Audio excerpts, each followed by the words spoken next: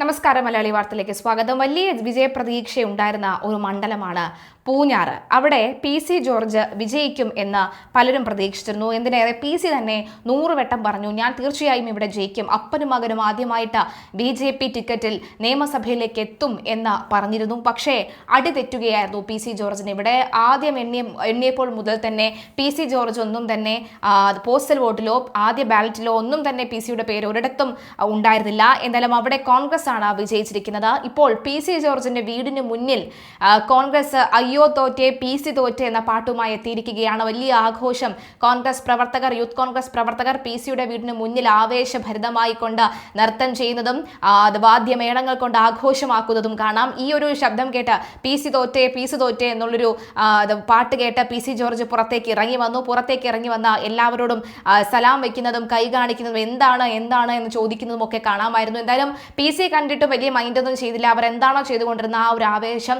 വെടിപൊട്ടിക്കുന്ന ബഹളം, അങ്ങനെ ഒരു ആവേശഭരിതമായിരുന്നു.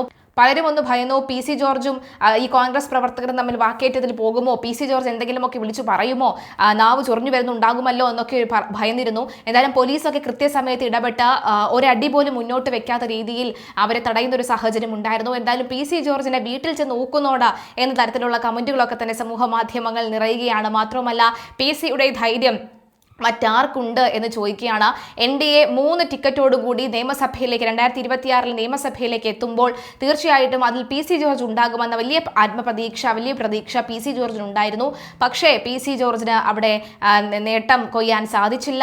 നേമത്തും കഴക്കൂട്ടത്തും അതുപോലെ തന്നെ ചാത്തന്നൂരും ഒക്കെയാണ് ഇപ്പോൾ ആ ഒരു വിജയം, NDAയുടെ വിജയം ഉണ്ടായിരിക്കുന്നത്. NDAയുടെ വിജയം ഒരു ചില്ലറ വിജയമായി കാണാൻ ഒരിക്കലും സാധിക്കില്ല. ആദ്യഘട്ടത്തിൽ ടിക്കറ്റ് ഓപ്പൺ ചെയ്തിരുന്നുവെങ്കിലും പിന്നീട് നിയമം പിടിക്കാൻ ഒരിക്കൽ പോലും ഇവിടെ നിയമത്തിന് NDAക്ക് കഴിഞ്ഞില്ല. പിന്നീട് അത് ശിവൻകുട്ടിയുടെ കയ്യിൽ ഭദ്രമായിരുന്നു. എന്നാൽ ഇപ്പോൾ കാര്യങ്ങൾ അങ്ങനെയല്ല. ശിവൻകുട്ടി പോസ്റ്റൽ വോട്ട് എണ്ണുമ്പോൾ മാത്രമായിരുന്നു ശിവൻകുട്ടി മുന്നിൽ. അല്ലാതെ ഇലക്ട്രിക് വോട്ടിലേക്ക് കാര്യങ്ങൾ എത്തിയപ്പോൾ അടിച്ചു കയറിയ രാജീവ് ചന്ദ്രശേഖർ പിന്നെ ഒരു കാരണവശാലും പിറകിലേക്ക് പോകാത്തൊരു സാഹചര്യമാണ് ഉണ്ടായത്. ഏറ്റവും ഒടുവിൽ ഒരു 3 മണിയോടുകൂടി, അതായത് ഏറ്റവും ഒടുവിലത്തെ റിസൾട്ടൊക്കെ തന്നെ അറിയുന്നതിൽ നിയമമൊക്കെ ആയിരുന്നു അതിലുണ്ടായിരുന്നത്. നേമം, കഴക്കൂട്ടം, കോന്നിയൊക്കെയാണ് ഏറ്റവും ഒടുവിലായിട്ട് അറിഞ്ഞ റിസൾട്ട് എന്ന് പറയുന്നത്. ഈ നേമത്തെ റിസൾട്ട് വരുമ്പോൾ തീർച്ചയായിട്ടും BJPക്ക് ആഘോഷിക്കാനുള്ള വകയുണ്ട്.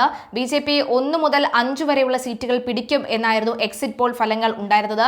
എന്നാൽ 1 മുതൽ 3 വരെ 1, 2, 3 സീറ്റുകളാണ് പൂർണ്ണമായും പിടിച്ചിരിക്കുന്നത്. എക്സിറ്റ് പോൾ ഫലങ്ങൾ കൃത്യമായി ചാണക്യൊക്കെ പറഞ്ഞത് കൃത്യമായി ഏശുകയാണ്. ഇവിടെ UDF തന്നെ കൊയ്തിരിക്കുന്നു. അത് 1 അല്ല 2 അല്ല 102 വോട്ടുകളുടെ 102 സീറ്റുകളാണ് ഇവിടെ VD സതീശനൊക്കെ പിടിച്ചെടുത്തിരിക്കുന്നതെന്ന് വ്യക്തമാവുകയാണ്. PC ജോർജിന്റെ ഈ വീഡിയോയും സമൂഹ മാധ്യമങ്ങളിൽ വൈറലാവുകയാണ്.